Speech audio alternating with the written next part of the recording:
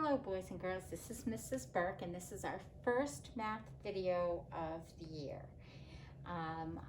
You will notice I'm very casual. I like to call myself the barefoot teacher when I'm filming things at home.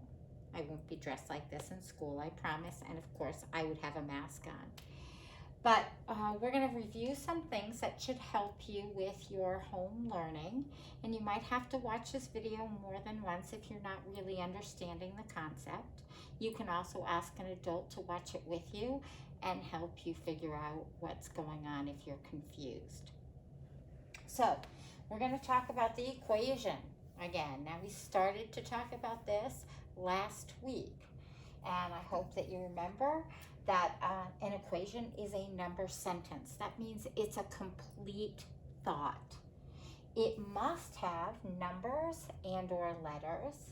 It has to have at least one operation, and I'm hoping that you're saying to yourself, what are those operations? There's 4 of them: addition, subtraction, multiplication, and division.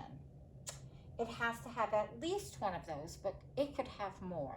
The equations that we're doing today will only have multiplication.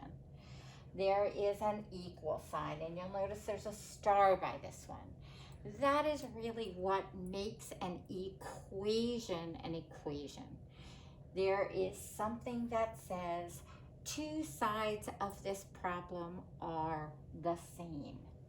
And then an answer on the other side of the equal sign. And I put answer in quotation marks because it's not always the same typical answer that you might be thinking of. Okay, so we talked about a balance scale.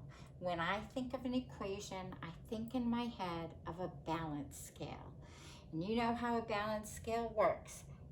The weight inside the pans have to be the same in order for this line to be straight across. And that's how I think about an equation. If one side is heavier than the other, the line across will not be equal. And that's what we're going for when we talk about equations. So if you can just keep this balance scale idea in your head as we're talking, I think it might become a little bit clearer to you. So here are some examples of equations. Again, we think of the balance scale. We have 6 times 3, but then when we put the 18, it balances out because 6 times 3 is 18. And then we can look at the next one. 4 times 2 in parentheses, which is equal to 8. 8 and 8 times 2 is equal to 16. So we're way down here. But when we do 4 times 4, well, that also equals 16. And so it balances out. And if we take a closer look to that equation, we can say, oh, look, there's a 4 on this side and a 4 on this side. Well, what happens if we cross those out? Because we see 4 on this side and 4 on this side. And we're left with 2 times 2 equals 4. And that's an equation. Okay, so when the numbers get bigger, we can also look at that. Here we have 4 times 25, and I'm hoping you're thinking to yourself, 4 quarters equals $1, so 4 times 25 must equal 100. And 100 times 6 is 600. Well, I notice right away that on this side of the equation and this side of an equation, I see a 6. Because 3 times 2 equals 6. Now I've crossed them out on both sides of the equation, and I'm left with 4 times 25 equals 100. And that's correct as well, because 4 times 25 does equal 100. So this is an equation, and then we can take it a step further and say, well, what do those two actually equal? Well, 4 times 25 equals 100 times 6 equals 600. And 3 times 2 equals 6 times 100 also equals 100. So sometimes you have 2 equal signs in your number sentences. Okay, let's try a few. Here we have 7 times 4. And think to yourself, well, what is 7 times 4? If you don't know it right away, think about 7 times 2 and double it. Because remember, with 4, it's the double rule, the double rule. So 7 times 4, you can think of 7 times 2 is 14. 14 times 2 is, and hopefully you said 28. So now we have equaled the balance scale. 7 times 4 equals 28. Okay, let's look at this. Okay, we can look at this and say, well, 3 times 4 equals 12, and 12 times 2. And then here we have a 4. But I do notice, now I can figure it all out, but I don't have to. I notice that there's a 4 on both sides of the equation. I'm going to cross out that 4. And what am I left with? Well, I'm left with 3 times 2. And that's much easier to figure out. 3 times 2 equals 6. And so then I look at the real equations, because now they're asking me for an answer for both of these. Well, 12 times 2 equals 24, and 4 times 6 equals 24.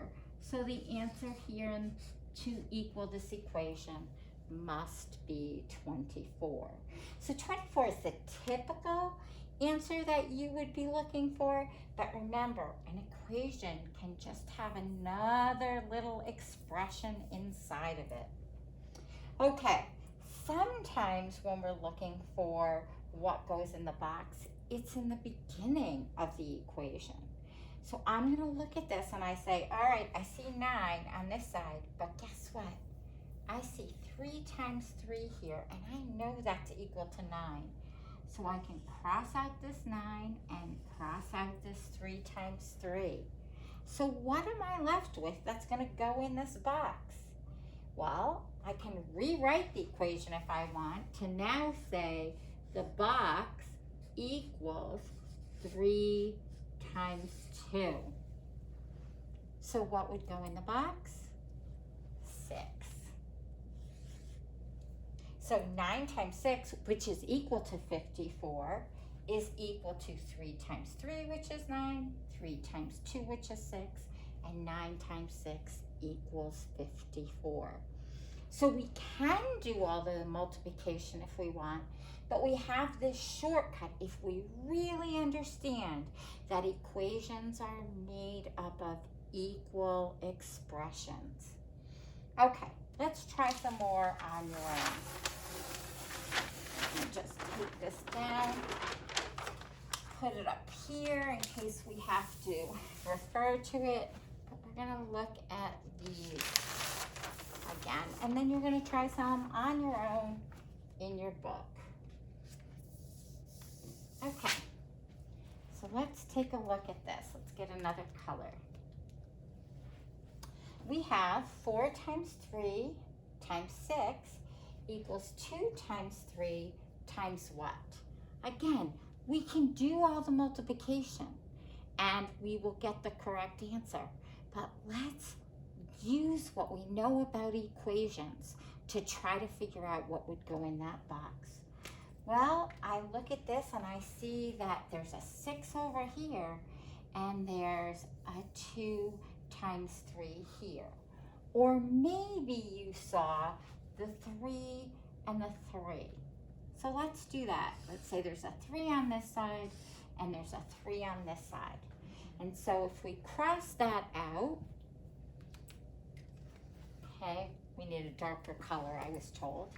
Okay, so if I cross this 3 out and cross this 3 out, well then what I'm left with here is 4 times 6 equals 2 times what? Okay, well, I know that 4 times 6 is 24. And I know that 2 times what is also 24? And hopefully you said to yourself, 2 times 12. And so now we get to write that into the equation. And we didn't have to do all that extra multiplying. Now again, if I were to write this problem again and show you the other way that we could do it, if you happen to notice it, what I spoke about before, we could say, well, I know that 2 times 3 equals 6. And I know there's a 6 on this side of the equation. So we're left with 4 times 3 equals the box. Since I know 4 times 3 equals 12, I can write 12 in that box to make that equation equal. Okay, I'll write the 12 here as well. All right, let's look at this next one. I kind of wrote all over it, but hopefully you'll follow along. This says 5 times 9 times 4 is equal to 3 times 3 times what? Okay, what do you notice that is on both sides of the equation? Is there anything that we can eliminate because it's already equal? And hopefully you said to yourself, oh, there's a 9 on this side, and there's a 3 times 3 on this side. And so then if we rewrite the equation with what we have left, we have 5 times 4 equals the box. Because we've eliminated this 9, and all we have left then is the box. So 5 times 4 equals what? And hopefully that came to you very quickly, and it was 20. Now again, if you don't know what 5 times 4 is, we have lots of strategies. We can skip count by 5, 5, 10, 15, 20, or we could use the double-double rule. 5 times 2 is 10. If we double that to get 5 times 4, it's 20. All right, and if we had to figure out what that really was, figuring out 5 times 9 is 45 times 4 more.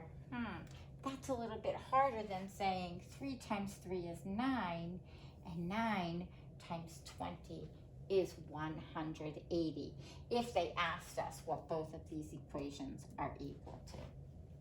All right, let's look at the next one.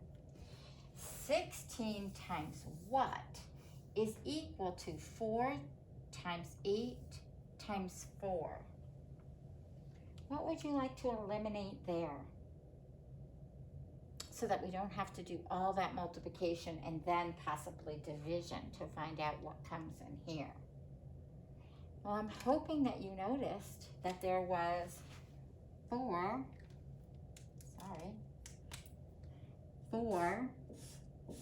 times 4, and that was equal to 16.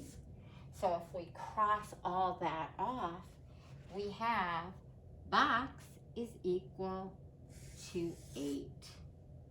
And so we can fill in that box with the 8 because it was the only thing that was left over. Now, some of you might be saying, but the 4s aren't together, so how can we cross them off? And I'm hoping that what you said to yourself is, oh, but there's a commutative property in multiplication. So I can switch all these factors around and I'll still get the same answer. So when it's all multiplication, which these problems that I'm going to be giving you are, you can move them around and still cross them off because the answer will be the same. let's take a look at this last one. Now, if you notice, there's 2 equal signs. So first, we're going to make these 2 equal, and then we're going to find out the answer. Okay, so I'm hoping you're looking at that and you're saying, oh, what can I cross off? And of course, this one's much easier. This one, we see a 10 on this side, and we see a 10 on this side. So we can automatically cross that out, and then we're left with 6 times 3 equals what? And so we know that in that box, we're going to put 18. Okay, and so let's see if that's right. Well, 6 times 10 equals 60, and 60 times 3 is going to give us 180. And then, if we look at this, 18 times 10, remember when we multiply by 10, we move 18 up 1 place value to be 180. And then our answer, of course, we know because we said 180 is equal to 180, which is equal to 180. So that's figuring out equations.